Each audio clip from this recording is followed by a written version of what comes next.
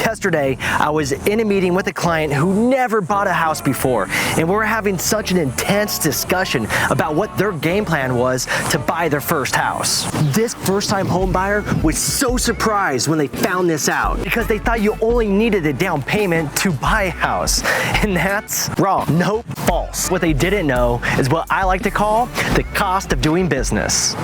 Your closing cost. So I decided to make this video to break down exactly what closing costs are. Episode 42. Wow!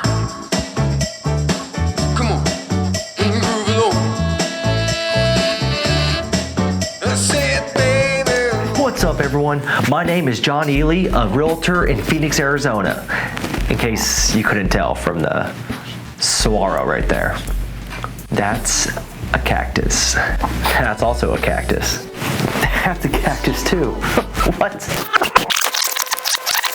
What's up, everyone? My name is John Ely, a local realtor in Phoenix, Arizona.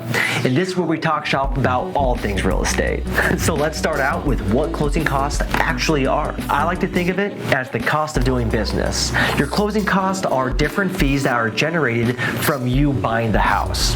There are a lot of moving parts behind the scenes, from the bank to title companies, insurance companies, and property taxes, just to name a few. Today, we're going to review 7 major items that will make up the majority of your closing cost. First one are lender fees. Just about every lender has fees that they charge when you close on the house. These upfront fees are called underwriting fees, processing fees, application fees, but basically these fees are put in to pay the people who are taking your application, running your credit, putting your file together, and underwriting your loan. Second cost are title fees. When you buy a house in Arizona, you'll be opening escrow with a title company. The title company is an unbiased third party that ensures the contract is followed to the T. They make sure the person who is selling you the home has the right and the ability to sell you the house. They manage the money between the lender and the seller, and they make sure your property is transferred into your name once you buy the house. The title company's fees are charged at closing. The third cost is homeowners insurance. Just like a car, when you finance a home, you're required to get homeowners insurance. Typically, your homeowners insurance is included in your monthly payments, but you need to make sure your first year is covered because the first 12 mortgage payments you make will pay for your second year and so on. So you'll need to pay for your first year of homeowners insurance at closing. Fifth cost is prepaid minutes on your phone. Who's calling me from Texas?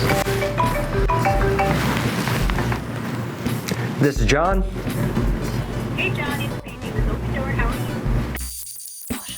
you? Property taxes work similarly as your homeowner insurance does, as it's included in your monthly payments. But when you buy the house and close on it, those taxes are prorated between you, the buyer, and the seller. So depending on when you move into the house, they're going to prorate the taxes and collect a difference from you to make sure there's no lapse in payment. And these are due at closing.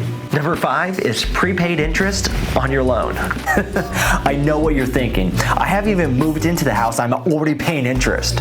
Well, there's some good news for you.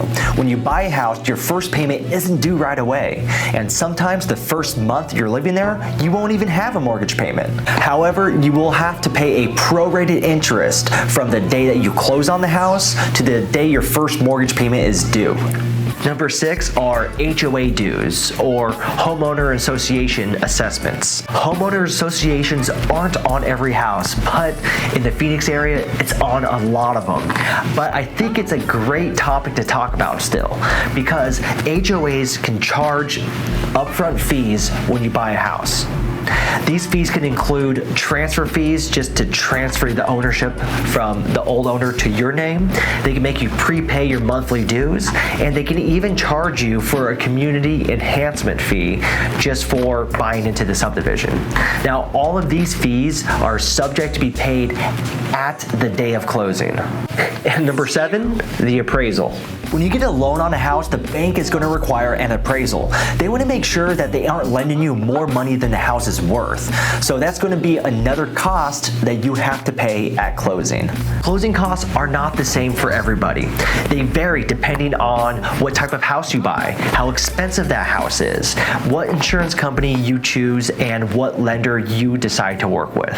Well, that wraps up another episode of Selling Phoenix. I hope that this video has helped you guys better understand what closing costs are and how they work. Did I leave something out that you had questions about? Let me know in the comments below, and please share this video to someone that you think needs to hear it. And I'll see you guys next time.